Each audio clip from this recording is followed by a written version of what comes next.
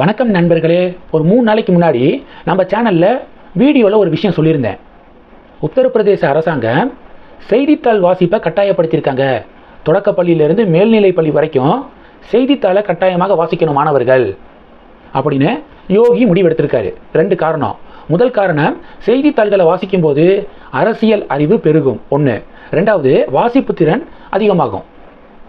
3வது என்ன அப்படின்னா, சோசியல் மீடியாவுக்கு இப்போதைய சின்ன பிள்ளைங்களாம் அடிக்ட் ஆகிறாங்களே, கேம் விளையாடுறது, இன்ஸ்டாகிராமு, இதில் எல்லாம் அடிக்ட் ஆகுறாங்க. அதிலிருந்து அவங்கள டைவர்ட் பண்ண முடியும். செய்தித்தாள்களை ஒரு 10 நாள் தொடர்ந்து வாசிக்க ஆரம்பித்தா 11வது நாள் ஆட்டோமேட்டிக்காக அவங்களுடைய கை நியூஸ் பேப்பரை தான் தேடும். சரி வாசிக்கலாம், இன்றைக்கி என்ன நடந்திருக்குன்னு பார்க்கலாம் அப்படின்னு சொல்லி தான் யோசிக்கும். இந்த ஒரு விஷயத்தை கொண்டு வரணும் அப்படின்னு யோகி ஒரு அதிரடியான முடிவு எடுத்தார். இப்போ இந்த விஷயத்தை ராஜஸ்தான் கவர்மெண்ட்டும் இம்ப்ளிமெண்ட் பண்ணியிருக்காங்களாம். ராஜஸ்தான் பாஜக அரசாங்கமும் ராஜஸ்தானில் இருக்கக்கூடிய தொடக்கப்பள்ளியிலிருந்து மேல்நிலை பள்ளி வரைக்கும் செய்தித்தாள் வாசிப்பு கட்டாயம் அப்படிங்கிறத அரசாணையாக வெளியிட்டிருக்காங்க, அறிவிப்பாக வெளியிட்டிருக்காங்க. இது 1.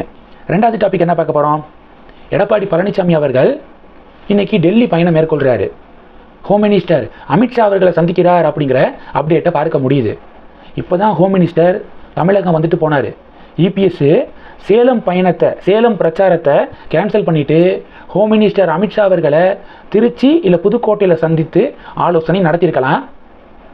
தமிழகத்துக்கு அமித்ஷா அவர்கள் வந்திருந்த போது சந்திக்காத இபிஎஸ் டெல்லிக்கு போய் இப்போ ஹோம் மினிஸ்டரை சந்திக்கிறாரு. இன்னைக்கு முழுக்க 2026 சட்டப்பேரவை தேர்தல் தொடர்பாக தான் பேச்சுவார்த்தை இருக்க போது.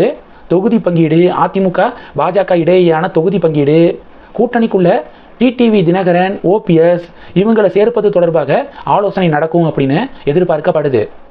திருச்சியில் இபிஎஸ் சார்பாக எஸ்பி வேலுமணி அமித்ஷாவை சந்தித்தார். அமித்ஷா 56 தொகுதிகள் வரைக்கும் கேட்டிருந்தார். 56 தொகுதிகள் எங்களுக்கு ஒதுக்கணும் அப்படிங்கிறத திட்டவட்டமாக சொல்லியிருந்தார். இது தொடர்பாக அடுத்த கட்ட பேச்சுவார்த்தை நடத்துவதற்காக தான் இபிஎஸ் டெல்லி பயணம் மேற்கொள்கிறாராம்.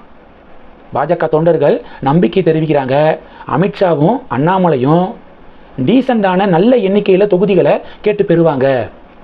ஏன்னா அண்ணாமலையும் டெல்லியில் தான் முகாமிட்டிருக்காரு. கண்டிப்பாக 2024 பாராளுமன்ற தேர்தலில் பாஜக 12 விழுக்காடு வாக்கு சதவீதத்தை வாங்கினாங்க. அந்த ஓட் ஷேருக்கு அடிப்படையில் இப்போ தொகுதிகள் டெஃபினட்டாக பாஜகவுக்கு ஒதுக்கப்படும், அமித்ஷா அண்ணாமலை ஒதுக்கப்பட வைப்பாங்க அப்படின்னு பாஜக தொண்டர்கள் நம்பிக்கை தெரிவிக்கிறாங்க. பொறுத்திருந்து பார்க்கலாம். இது 2. 3வது டாபிக் என்ன பார்க்க போகிறோம். 3வது டாபிக்கு, கம்யூனிஸ்ட் எம்பி சு வெங்கடேசன் இருக்கார்ல, அவர் மத்திய அரசாங்கத்தை கடுமையாக கண்டித்து ஒரு அறிக்கையை வெளியிட்டிருக்காரு.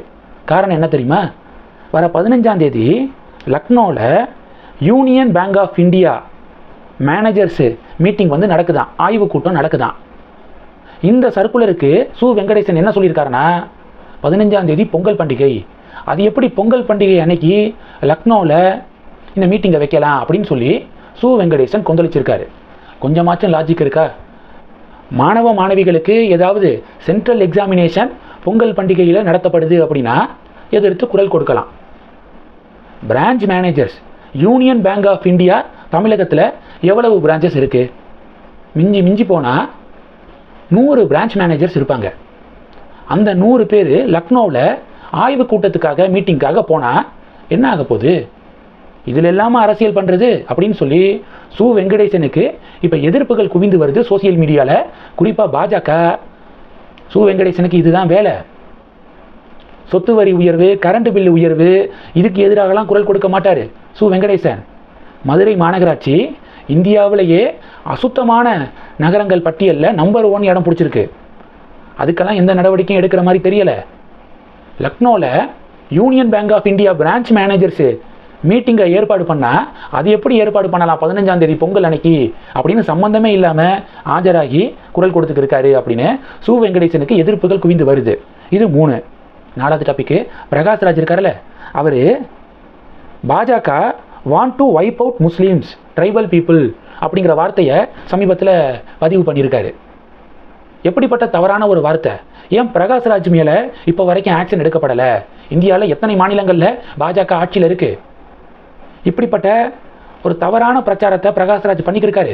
பிடிச்சி உள்ள தூக்கி போடுங்க, அப்போ தான் அவருக்கு புத்தி வரும் அப்படின்னு பாஜக தொண்டர்கள் குரல் கொடுக்குறாங்க.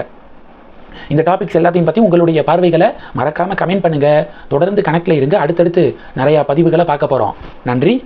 ஜெய் ஹிந்த்.